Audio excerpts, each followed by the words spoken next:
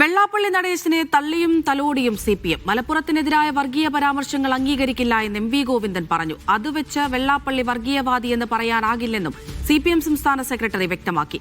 വെള്ളാപ്പള്ളിക്കെതിരെ CPI നിലപാട് കടുപ്പിക്കുമ്പോഴാണ് മുഖ്യമന്ത്രിയുടെയും party സെക്രട്ടറിയുടെയും ചേർത്ത് നിർത്തിക്കൊണ്ടുള്ള പ്രതികരണം.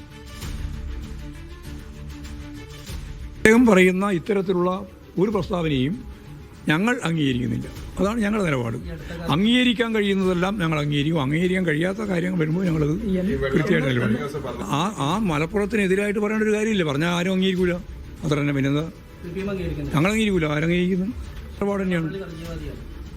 നിങ്ങൾക്ക് അതാ പറയേണ്ടി ഞാൻ എന്നെ കൊണ്ട് പറയിപ്പിക്കാനാണ് പറഞ്ഞ ഒരാൾ ഒരു കാര്യം പറഞ്ഞ ഉടനെ തന്നെ ആൾ വർഗീയവാദിയാവുമോ? വർഗീയവാദിയായിട്ടൊന്നും ഞങ്ങൾ ചിത്രീകരിക്കുന്നില്ല കേട്ടോ. അതിൻ്റെ അവസാനം നാളത്തെ നിങ്ങളുടെ കയ്യിൽ MV ഗോവിന്ദൻ വെള്ളാപ്പള്ളി നടേശൻ വർഗീയവാദി അത് പറയാൻ വേണ്ടിയില്ലേ?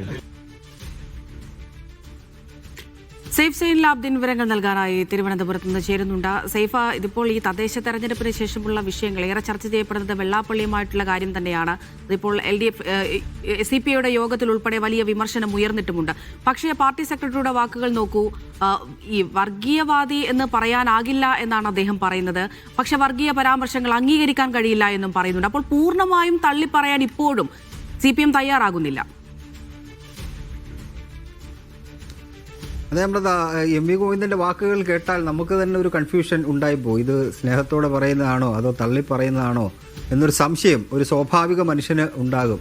ഒരു ഘട്ടത്തിൽ അദ്ദേഹം പറയുന്നു വർഗീയവാദിയാണ് എന്ന് പറയാൻ കഴിയില്ല, നിങ്ങൾക്ക് നാളെ രാവിലെ പത്രത്തിൽ നിരത്താനല്ലേ വെള്ളാപ്പള്ളി നടേശൻ വർഗീയവാദിയാണെന്ന് MV ഗോവിന്ദൻ എന്ന് നിരത്താനല്ലേ എന്ന് പറയുന്നുണ്ട്. അതിനൊപ്പം തന്നെ വർഗീയ പരാമർശങ്ങളെ ഞങ്ങൾ അംഗീകരിക്കുന്നില്ല, മലപ്പുറത്തെക്കുറിച്ച് അങ്ങനെ പറയേണ്ട കാര്യമില്ലായിരുന്നു എന്ന് പറയുന്നു. സാധാരണ ഒരു മനുഷ്യന് ഈ വർഗീയ ചിന്താഗതികൾ ഉണ്ടാകുന്ന അദ്ദേഹത്തിൻ്റെ ഉള്ളിൽ എവിടെയെങ്കിലും ഒരു വർഗീയവാദി കിടക്കുന്നത് കൊണ്ടായിരിക്കാം. പക്ഷേ MV ഗോവിന്ദൻ പറയുന്നത് അങ്ങനെ ഒരു വർഗീയവാദിയായിട്ട് ചിത്രീകരിക്കാൻ കഴിയില്ല എന്നുള്ളതാണ്. MV ഗോവിന്ദൻ്റെ മാത്രം നിലപാടായി നമുക്ക് കാണാനും കഴിയില്ല. അത് CPMൻ്റെ സംസ്ഥാന സെക്രട്ടറി പറയുമ്പോൾ CPMൻ്റെ നിലപാടായി കൂടി നമ്മൾ കണക്കാക്കണം. CPMൻ്റെ മറ്റേതെങ്കിലും അംഗങ്ങൾ പറയുകയാണെന്നുണ്ടെങ്കിൽ അത് CPMൻ്റെ നിലപാടായി പറയണ്ട. കാരണം പല ഘട്ടങ്ങളിൽ പല നേതാക്കൾ പല പ്രതികരണങ്ങൾ നടത്തിയപ്പോൾ MV ഗോവിന്ദനോട് നമ്മൾ ആ വിഷയം ശ്രദ്ധയിൽപ്പെടുത്തിയപ്പോൾ ഇതാണ് പാർട്ടിയുടെ നിലപാട്, ഞാൻ പറയുന്നതാണ് പാർട്ടിയുടെ നിലപാടെന്ന് അദ്ദേഹം വിശദീകരിച്ചിട്ടുണ്ട്. അതുകൊണ്ട് MV ഗോവിന്ദൻ എന്ന വ്യക്തി പറയുന്ന കാര്യമായി മാത്രം നമ്മൾ അതിനെ കണക്കാക്കേണ്ടതില്ല. ഇത് CPMൻ്റെ നിലപാടാണ്. മുഖ്യമന്ത്രി പിണറായി വിജയനും ഇതേ നിലപാട് തന്നെയാണുള്ളത്. ഏതെങ്കിലും തരത്തിലുള്ള മാറ്റം മുഖ്യമന്ത്രി പിണറായി വിജയൻ്റെ നിലപാടിൽ പോലും ഉണ്ടായിട്ടില്ല. കാരണം ഇന്നലെ ഇത് തുടങ്ങിയിട്ട് കുറേ കാലമായി നമുക്കറിയാം. ഇതെവിടെയാണ് ഇതിൻ്റെ ഒരു തുടക്കം എന്നുള്ളത് നമുക്ക് കൃത്യമായി തന്നെ അറിയാം. BDJSനെ RSSൻ്റെ ആലയിൽ കൊണ്ട് കെട്ടാൻ വേണ്ടി ശ്രമിച്ചപ്പോൾ VS അച്യുതാനന്ദൻ മുൻനിരയിൽ നിന്ന് അതിനെതിരെ പ്രചരണം നടത്തി അന്ന് നയിച്ചിട്ടാണ് 2016 ആദ്യം അധികാരത്തിൽ വരുന്നത്. BDJS ഒന്നുമല്ലാതായിപ്പോയി ആ തെരഞ്ഞെടുപ്പിൽ. അത് VS അച്യുതാനന്ദൻ്റെ മിടുക്കായിരുന്നു. അന്നത്തെ ആ പ്രചരണം നയിച്ച് ഈ BDJS എന്ന് പറയുന്ന പ്രസ്ഥാനത്തെ കേരളത്തിൻ്റെ ചിത്രത്തിൽ, രാഷ്ട്രീയ ചിത്രത്തിൽ അന്നില്ലാതാക്കി കളയാൻ വേണ്ടി ശ്രമിച്ചത്. അപ്പോഴും പിണറായി വിജയനും വെള്ളാപ്പള്ളി നടേശനുമായിട്ട് അങ്ങനെ ഏതെങ്കിലും തരത്തിലുള്ള തർക്കങ്ങൾ ഇല്ല. പിന്നീട് തർക്കം തുടങ്ങുന്നത് എവിടെയാണ്? തർക്കം എന്ന് പറഞ്ഞാൽ പിണറായി വിജയനും ഈ വെള്ളാപ്പള്ളി നടേശനുമായിട്ടുള്ള തർക്കമല്ല, CPMുമായിട്ടൊരു തർക്കം ഉടലെടുക്കുന്നുണ്ട്. അത് രാജ്യസഭാ സീറ്റുമായി ബന്ധപ്പെട്ടാണ്. കഴിഞ്ഞ രാജ്യസഭാ സീറ്റിൽ രണ്ട് സീറ്റിലേക്ക് CPMന് ഇടതുമുന്നണിക്ക് സ്ഥാനാർത്ഥികളെ ജയിപ്പിക്കാമായിരുന്നു. ഒന്ന് CPI ഒഴിഞ്ഞ സീറ്റായിരുന്നു. അതിനകത്തേക്ക് ബിനോയ് വിശ്വം ഒഴിഞ്ഞ സീറ്റിലേക്ക് ആരെ മത്സരിപ്പിക്കണമെന്ന ആലോചന അവർ നേരത്തെ തന്നെ തുടങ്ങിയതാണ്. സീറ്റിൽ വിട്ടുവീഴ്ച വേണ്ട എന്ന തീരുമാനം അവരെടുത്തതാണ്. ഒന്ന് CPMൻ്റെ സീറ്റായിരുന്നു. അത് CPMൻ്റെ സീറ്റിൽ CPM സാധാരണഗതിയിൽ ചെയ്യുന്ന ഘടകകക്ഷികൾക്ക് അങ്ങനെ സീറ്റ് വിട്ടുകൊടുത്ത് ഏതെങ്കിലും തരത്തിൽ ഒരു അനുനയത്തിൻ്റെ പാതയിലേക്ക് പോകുന്ന പാർട്ടിയല്ല CPM. അതിൻ്റെ ഭാഗമായിട്ട് വേണം നമ്മൾ RSP എങ്ങനെയാണ് UDFിലേക്ക് പോയതെന്ന് നോക്കിക്കാണാൻ. അത് വേണം. ഒറ്റ ദിവസത്തെ ചർച്ചയാണ് അത്. സീറ്റ് കൊടുക്കില്ല എന്ന് പറയുന്നു, സീറ്റ് തരണം എന്ന് ആവശ്യപ്പെടുന്നു. അവർ തരില്ല എന്ന് മനസ്സിലാക്കിക്കൊണ്ട് പിന്നീട് UDFുമായി ചർച്ച നടത്തി അവിടെ MK പ്രേമേന്ദ്രൻ തുടർച്ചയായി ഇങ്ങനെ ജയിച്ചു വരുന്നു. അങ്ങനെ ആ രണ്ട് സീറ്റിലേക്കുള്ള തിരഞ്ഞെടുപ്പ് നടക്കുന്ന ഘട്ടത്തിൽ ഒന്ന് PP സുനീർ, മലപ്പുറം സ്വദേശിയാണ് അദ്ദേഹം വയനാട് നിന്ന് ലോക്സഭാ തിരഞ്ഞെടുപ്പിൽ മത്സരിച്ചിട്ടുണ്ട്. രണ്ടാമത് CPMൻ്റെ സീറ്റ് CPM വിട്ടുകൊടുത്തത് ജോസ് കെ മാണിക്കാണ്.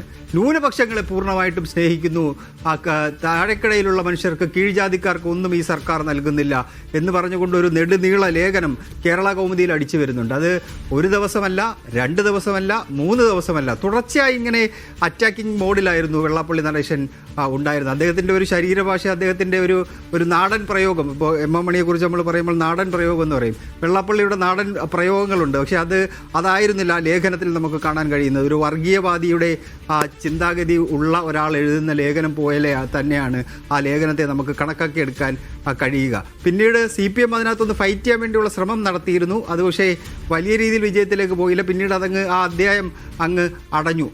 അതിനുശേഷമാണ് വലിയ അടുപ്പം, നേരത്തെ അടുപ്പം ഉണ്ടായിരുന്നു, വലിയ അടുപ്പം പരസ്യമായി തന്നെ പിണറായി വിജയനുമായി വെള്ളാപ്പള്ളി നടേശൻ വെച്ച് പുലർത്തുന്നത്.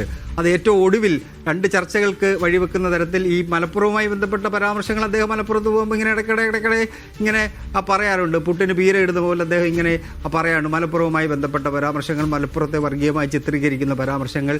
കഴിഞ്ഞ ദിവസം പോലും അദ്ദേഹം പറഞ്ഞത് 10 വർഷമായിട്ട് സ്കൂളിന് അനുമതി കിട്ടിയിട്ടില്ല, അത് SNDP ആയതുകൊണ്ടാണ് എന്ന് അദ്ദേഹം പറയുകയുണ്ടായി. അത് വേറൊരു ഭാഗം. പിന്നീട് അദ്ദേഹം ആഗോള അയ്യപ്പ സംഗമത്തിൻ്റെ വേദിയിലേക്ക് മുഖ്യമന്ത്രി പിണറായി വിജയൻ്റെ കറുത്ത കാറിൽ വന്നിറങ്ങുന്ന ചിത്രം, അതാണ് ഇപ്പോൾ വലിയ രാഷ്ട്രീയ ചർച്ചകൾക്ക് വഴിവെച്ചിട്ടുള്ള മറ്റൊരു പ്രധാനപ്പെട്ട കാര്യം. പിണറായി വിജയനെ കഴിഞ്ഞ 9.5 വർഷം ആയിട്ട് മുഖ്യമന്ത്രി എന്ന നിലയിൽ നമ്മൾ കാണുന്നുണ്ട്. അതിനു മുമ്പ് പാർട്ടി സെക്രട്ടറി എന്ന പിണറായി വിജയനെ കണ്ടിട്ടുണ്ട്.